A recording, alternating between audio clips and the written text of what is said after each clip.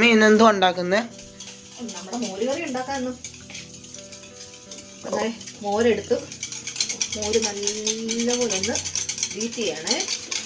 കണ്ട, തൈരെടുത്തിട്ട് മമ്മി കടയിൽ മേടിച്ചൊന്നുമല്ല, നമ്മുടെ സ്വന്തം തൈര. അതുകൊണ്ട് കണ്ടോ നല്ല കട്ടിയിൽ അല്പം വെള്ളം ഒഴിച്ചു കൊടുക്കാം കേട്ടോ. ഒത്തിരി കൊഴുത്തങ്ങ് വേണ്ടല്ലോ, ഇത് നല്ലപോലെ ഓൾറെഡി കൊഴുത്തിരിക്കുക.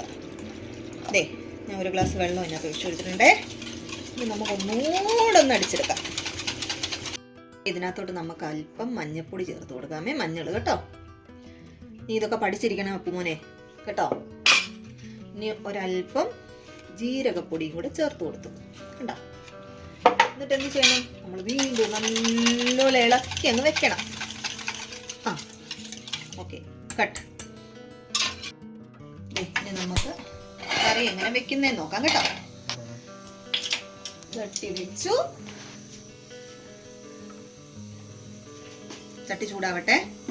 നമുക്ക് എണ്ണ ഒഴിച്ചു കൊടുക്കാമേ, കടുക് വറക്കാനുള്ള എണ്ണ കേട്ടോ. ദേ എണ്ണ ചൂടായി കേട്ടോ. നമുക്ക് ഉലുവ ഇട്ട് കൊടുക്കാമേ.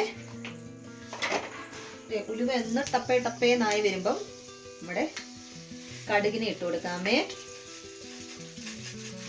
അദ്ദേഹവും കിടന്നൊന്ന് ടപ്പേന്നാവും. എന്നിട്ടേ നമുക്ക് പിന്നെന്തോ ഇടണ്ടേ? ഇഞ്ചി വെളുത്തുള്ളി മമ്മി ചതച്ച് വെച്ചിട്ടുണ്ട്, അതുകൂടി ഇടാം. കടുകൊക്കെ പൊട്ടി ഇഞ്ചി വെളുത്തുള്ളി കൂടി ഇട്ട് കൊടുത്തു കണ്ട. എന്നിട്ട് നമുക്ക് ഒരു പച്ചമുളക് കൂടി ഇട്ടേക്കാം. ഇത് എളുപ്പത്തിലുള്ള മോര് കറി കേട്ടോ, മമ്മിയുടെ എളുപ്പത്തിലുള്ള മോര് കറി.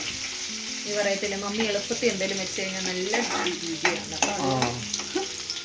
എളുപ്പത്തിലുള്ള മോര് കറി. ഇനി എന്തേ ഇത്തിരി കരിയാപ്പിലൊക്കെ ഇട്ട് കൊടുക്കാം. കൊച്ചുള്ളിയും കൂടി ഇട്ട് കൊടുക്കാം. അവരെല്ലാം കൂടെ കിടന്നൊന്ന് വറക്കട്ടെ. കടുക് വറ കേട്ടോ. അവരൊന്ന് ശരിയാവട്ടെ, ഒന്ന് മൊരിഞ്ഞൊക്കെ വരട്ടെ. അവര് നല്ലപോലെ വറുത്തൊക്കെ വന്നിട്ടുണ്ട്. അപ്പം നമുക്കിനി മോരൊഴിച്ചു കൊടുക്കും. മോരൊഴിച്ചു കൊടുക്കുമ്പോൾ എപ്പോഴും എന്ത് ചെയ്യണമെന്ന് അറിയാമോ? തീ കുറച്ചിട്ടിട്ട് വേണം മോരൊഴിച്ചു കൊടുക്കുക. അല്ല മോരാണെങ്കിൽ പൊട്ടിപ്പോന്ന് പറയും, പിരിഞ്ഞു പോകും കേട്ടോ.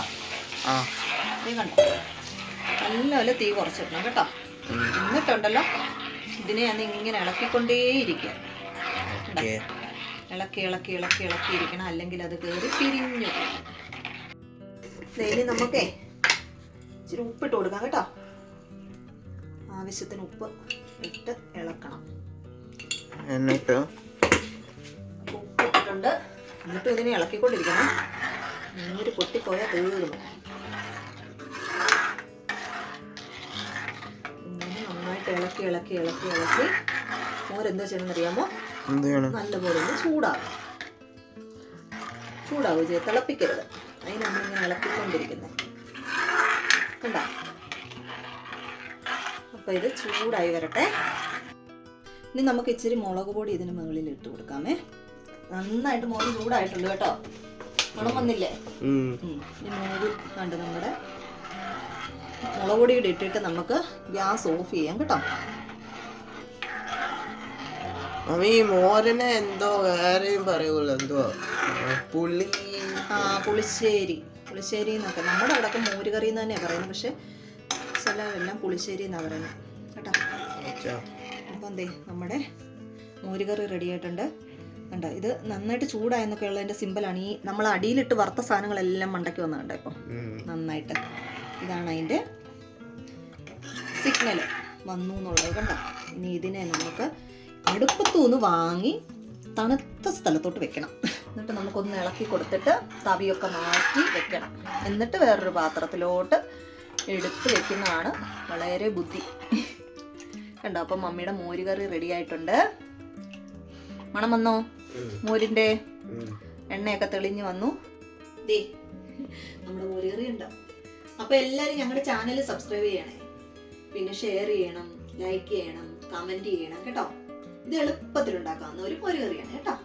ഓക്കെ, അപ്പൊ ടാറ്റ ബൈ, സീ യു.